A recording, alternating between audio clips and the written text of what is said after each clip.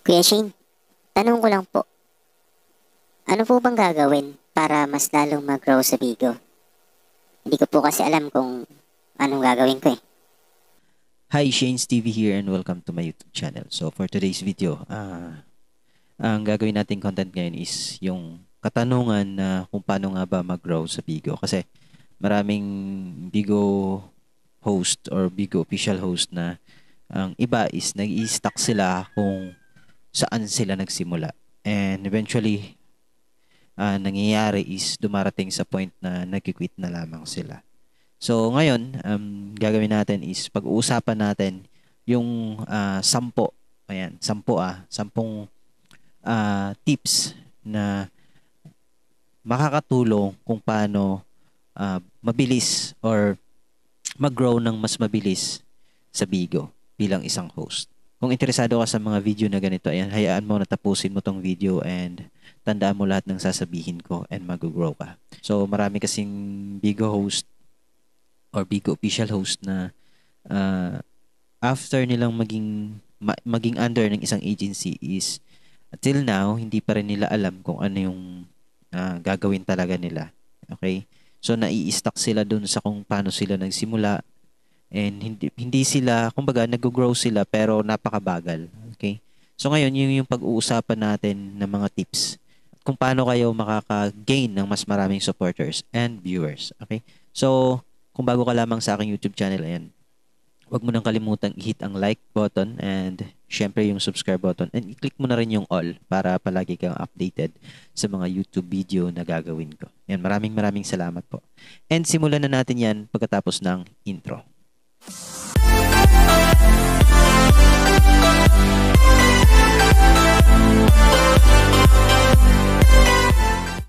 Ano nga ba ang dapat gawin ng isang Bigo host kapag gusto niya mag-grow or para mag-grow siya?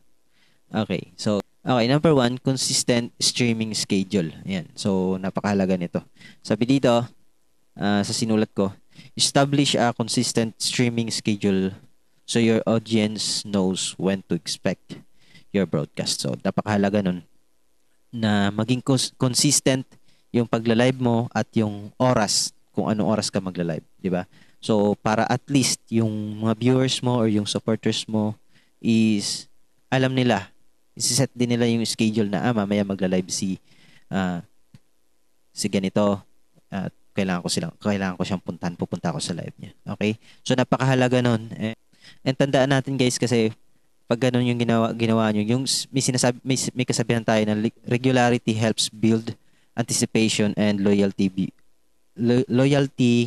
among your viewers, di ba? So parang ano yan, so kailangan mo talagang kumbaga yung pagla-live mo is consistent. Tama ba? Ayan. So sana nagigets niyo yung ibig ko sabihin. Ayan. So number 2 is engage with your audience. Okay? Ito kasi you guys yung karamihan na mali na ginagawa or mga mistake na nagagawa ng isang host is yung hindi sila marunong makipag-interact sa mga viewers nila.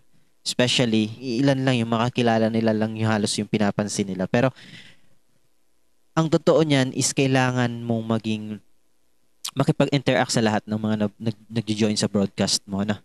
So, sabi dito, engage with your audience. So, interact with your viewers during your live broadcast. Ayan. So, kailangan mo makipag-usap and kailangan mo din mag-respond doon sa mga comment and sa mga questions na tinatanong nila. 'Di ba? Para maramdaman ng viewers mo napaka-responsive naman itong host na to. Kaya mas sa pamamaraan na ganun is mas lalong mas lalong na-i-involve or mas lalong na iengganyo yung isang viewers na magstay ng mas matagal and darating sa point na pwede kanyang suportahan sa lahat ng events mo dito sa Bigo Live. And isa pa doon sa mga kailangan gawin ng isang host. So, kailangan mo din i-call out yung mga viewers mo sa pamamagitan ng pag-call ng name nila and syempre, pag-acknowledge ng presence nila. Para to create a sense of community, kumbaga. So, at least, mas lalong nagiging in sila sa'yo. Kumbaga, mas lalong nagiging maayos at nagiging komportable sila habang nakikipag-usap kayo sa isa't isa. Ikaw bilang nakikita nilang nagla-live at sila naman na bilang nagko-comment sa baba, 'di ba? So napakahalaga nun, and sa pamamagitan nun mas nabibuild ng maganda yung relationship ng isang host, isang viewers, at ng isang supporters. Okay, number 3. Bilis lang High quality content. Okay. Ensure your broadcast of high quality. Use good light. Ayan, maliwanag. Okay. Clear audio. Ayan, maliwanag din dapat yung boses, hindi ka naglalag or hindi maihina ang internet connection mo. And of course, pwede ka rin gumamit ng mga props or ano bang tawag doon, interesting na visuals, 'di ba? Yung mga makikita nila sa live mo. And isa pa sa mga pwede mong gawin is kailangan pinaplano. Pinaplano mo yung gagawin mo. For example, isa kang singer, 'di ba? Marunong kang kumanta. So, ahead of time bago ka mag-live, pinaplano mo na yung mga kakantahin mo, 'di ba? Kumbaga inaaral mo yung mga bagong song, inaaral mo din yung mga lumang song para at least if ever na may mag-request sa iyo ng song sa mga viewers mo, yan, makakanta mo sila or makakanta mo yung nire-request nilang song, 'di ba? And kailangan mo din yung maging yung pag-present ng content mo is naka-structured siya. Kumbaga malinis and maayos, 'di ba? So karamihan dito sa video nakikita ko din kung yung iba nga merong mga supporters kahit hindi naman ganun kagaling, 'di ba, kumanta or sumayaw. Pero dahil napapasaya nila yung mga viewers nila. So yun yung mahalaga doon 'di ba? And number 4 is pwede ka ring gumamit ng hashtags, okay? So for example, kapag nagla-live ka na sa Bigo, merong hashtag din sa bago ka mag-live. Sa taas ng profile mo, ng name mo sa taas, merong nakalagay diyan na parang plus, pipindutin mo yun, tapos lalabas doon yung mga hashtags na gagawin mo. So kung singing, ilalagay mo din yung hashtag singing, 'di ba? So yun yung number 4, use hashtags wisely. Okay? So pagka ginagamit mo yun, so mas madali ka ma-discover mas madali ka ma-discover ng mga viewers or ng ibang mga baguhan na hindi pa nakakapasok sa live mo kapag nakita nilang merong nakalagay na hashtag. Okay. Karamihan kasi sa mga nakikita ko, yung iba hindi gumagamit ng hashtag. So minsan try nyo gamitin yun, guys, and makikita nyo yung result. Okay? Okay, number 5 is i-promote nyo din. I-promote nyo din yung live nyo sa Bigo sa iba't ibang social media platform ninyo. For example, meron kayong Instagram, meron kayong Facebook, meron kayong Facebook page, meron kayong, sabihin natin, TikTok, meron kayo doon. Pwede nyo i-promote si Bigo, yung live nyo, para mas lalo kayo mag-grow.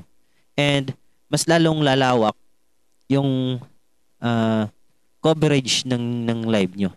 And mas makaka-attract kayo ng mas maraming viewers sa pamamagitan ng promote sa ibang social media platform. Okay? Sabi dito, use social media to tease upcoming broadcast or share highlight from previous ones. Halimbawa, di ba, halimbawa nagpe-perform kayo, kumakanta kayo.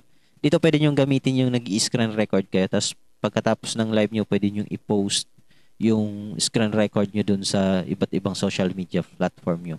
And pwede kayong maglagay ng caption or description doon and na nagpapakita o po-promote. Yan, di ba? Nag-encourage na, ay, live ako ganitong oras bukas, tapos pwedeng ganyan, etc., etc. Okay? So, napakahalaga din na pinopromote natin yung live natin sa iba't ibang social media platform. Okay? So, yun yung number 5 natin. So, punta tayo sa number 6. Collaborate with other Bigo users. Okay? Or other Bigo host. Ito yung minsan hindi ginagawa ng iba Pero ito yung pinakamagandang gawin din. Yung makipag-collaborate ka sa ibang Bigo users or ibang kakilala mo sa Bigo. So, anong purpose nun? Sabi dito, collaborate with with the other Bigo Live users to across promotion each other broadcast. So ayan. So dito sa part na to guys, nangyayari is yung audience ng kakulab mo nagiging kumbaga na-expose ka sa kanila. And yung kakulab mo din, yung kasama mo na nasa live is na-expose din sila doon sa mga viewers mo. So napakagandang pagkakataon yun guys para mas marami ka pang viewers na mahatak or magpunta sa live mo at makipag-interact sa'yo. Number 7, participate in Bigo Live events and contests. So, yun, may contest pa na. Pero dito tayo sa Bigo Live events. Ano ba yung mga events na yun? Okay. So dito, kapag isa kang official host is kailangan mayroon kang official PK na tinatawag. So ano ba yung official PK? So, may mga Bigo host kasi na ayaw magkaroon ng PK. So minsan sabi ko, bakit ayaw nyo? Or minsan sabi nila, kunti lang muna. Pero sayang kasi. Minsan yung iba ayaw muna kasi titingnan daw muna nila. So dito, isa yan sa mga maling mindset na ginagawa ng isang host. Okay? So kailangan mong makipag-participate para ano? Syempre para mas lalo kang ma-expose. And tandaan nyo guys na yung Bigo is hindi tayo sasahod dito na gaya ng sinasabi ng iba na wala kang gagawin. So ang Bigo guys, kailangan mo din siyang trabahuin. Ayan. So kailangan mo makipag-participate sa mga Bigo events, lalo na't official host ka. Bakit? Para sa pamamagitan ng mga events na yon, like for example, PK event, official PK event. So yung event na kung saan is nakaka-receive tayo ng mga virtual gift. Okay?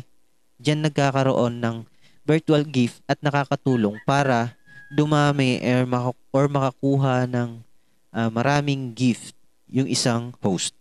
And kapag naabot mo na yung threshold na siniset ni Bigo is pwede mo siyang i-convert into cash. 'Di ba? Into dollar.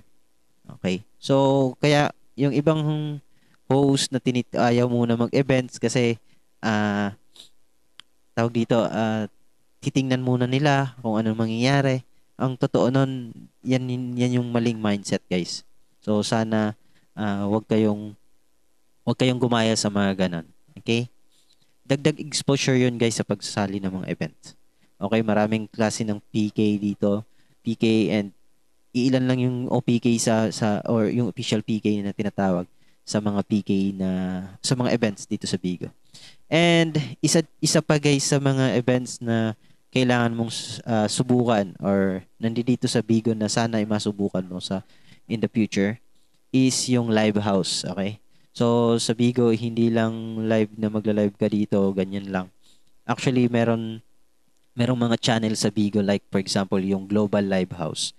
So, kung marunong kang kumanta, marunong kang sumayaw, at kung ano-ano pang mga kinahihiligan mo na pwede mong gawin, na makakapag-entertain sa mga viewers mo.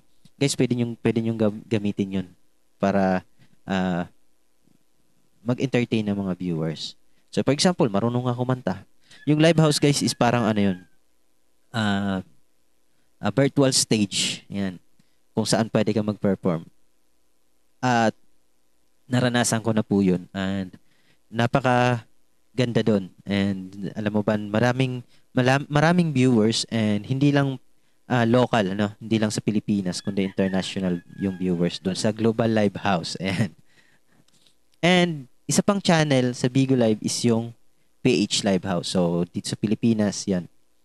And marami pang iba. Okay? So, sa sinabi kong contest kanina is meron kasi minsan yung agency natin is or yung mga agencies dito sa Bigo ay nagpapa-contest sila, nagpapalaro sila. And dahil din doon, nakakatanggap tayo ng mga virtual gifts and etc. Di ba? So, mahalaga na kapag ikaw ay isang official host, ay kailangan mong makipag-participate sa mga events sa Bigo and event ng agency mo or ng family mo dito sa Bigo. Okay? So, napakahalaga ng participation. Okay, number 8. Optimize your profile. So, ano ibig sabihin nito? Ito kasi minsan guys, hindi ito napapansin ng marami. Sa Bigo Live kasi kapag binuksan mo si Bigo is parang mapupunta ka sa parang tawag doon, YPP bang tawag doon? Okay? So makikita mo yung mga iba't ibang host na naka-live and makikita mo yung mga cover nila. So guys, isa sa mga nakakadagdag attract din guys. So gagawin nyo is maglalagay kayo ng cover na nakakainganyo na pag nakita yung cover na yun is mapapaklik talaga sila. Okay? At mapapapasok talaga sa live mo, 'di ba? So napaka-importante, tandaan niyo guys na napaka-importante ng cover sa ating mga live na kung saan is magkakaroon ng katanungan sa isip nila, ay ano kaya nangyari sa live nito? Titingnan ko nga, 'di ba? And kapag pumasok yung isang viewer sa live mo at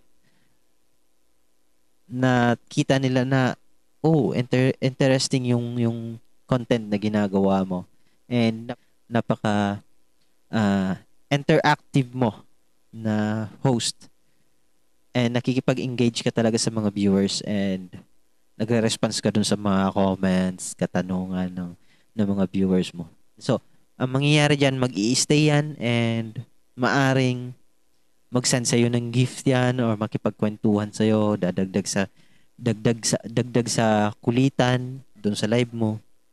And kung marunong kang kumanta, may talent ka, ayan, pwede kanyan lang, magre-request sila. And isa yan sa mga nagiging dahilan para mas lalong mag-grow ang isang Bigo host. Okay?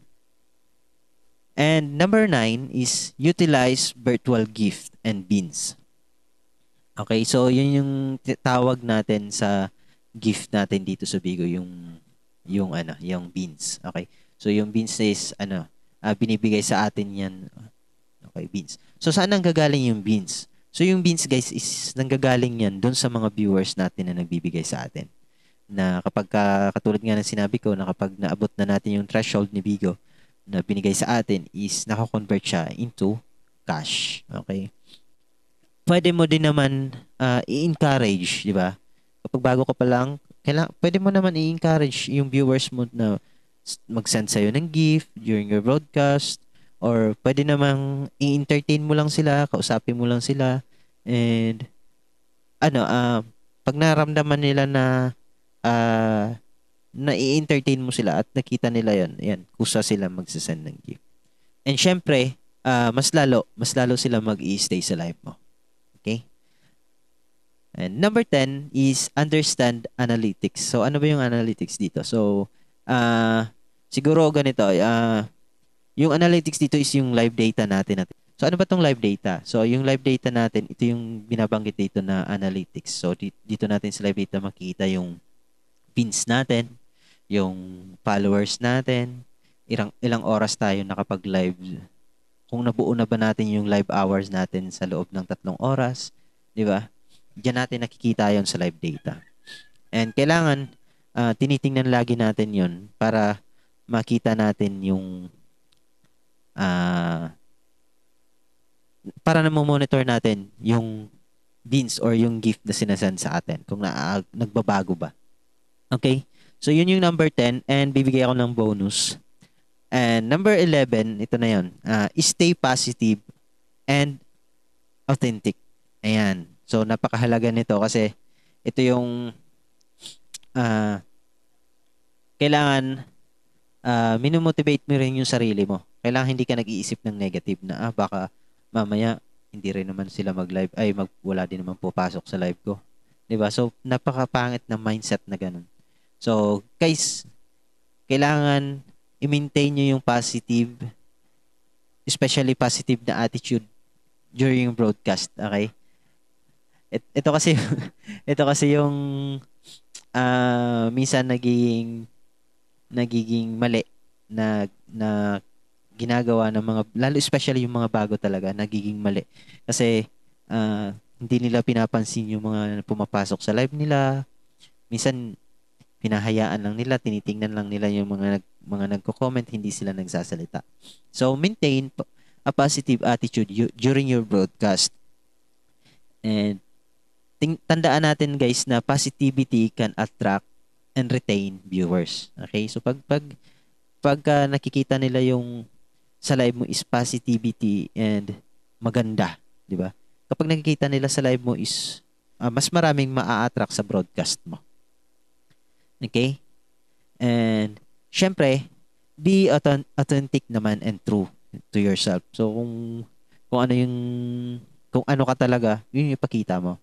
And pero hindi naman yung palaaway ako, hindi palaaway ka lang din sa ano. So hindi yung ganun, ano. So tandaan natin guys na yung pagiging authentic natin bilang isang host is nag-create siya ng genuine connection with your audience. Okay? So yun yung top 11 na yun 11 kasi may bonus na isa, yung reminder. So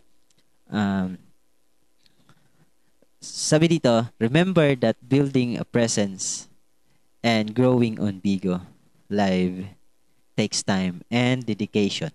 Okay? So, kailangan ng dedication talaga at ng oras. Okay? Stay patient. Adapt your strategies. Okay? Based on the feedback or mga comments, ganyan. And titingnan mo yung analytics na sinabi ko kanina. And continue refining your content to meet the interest of your audience. So, yung pagbibigo is takes time talaga. Pero, kailangan mo rin talaga ng dedication and kailangan positive lagi yung nasa isip mo and kailangan din may patient ka and nag-a-adapt ka rin and naggagawa ka rin ng iba't ibang strategy para ma-meet mo yung interest ng iyong audience. Okay? So, yan yung 10 tips na maibibigay ko sa inyo guys for today's and I hope na magamit nyo to sa Bigo or sa pag-grow nyo sa Bigo. And one day na sasahod ka rin sa Bigo na katulad ng iba sa mga host namin dito na umaabot ng 55,000 pesos. Yan, di ba? So, sana maranasan mo yun and ito lang naman lagi yung tinuturo ko sa kanila, yung pagiging consistent din. Itong top 10 na to. And nakita ko yung ano nila dito nakita ko yung bunga ng mga tinuturo ko sa kanila and napakalaking impact nun sa kanila. So maraming salamat sa inyong panonood and kung hindi mo pa napanood pala yung isa kong video na in-upload kung bago ka lang dito. Meron akong in-upload dito sa channel ko na to na isang video and kung bakit kailangan ng agency. So ilalagay ko na lang yung link sa description and pwede mong panoorin yun after yung video na to. So maraming salamat. Mag-ingat kayo palagi and stay safe and God bless.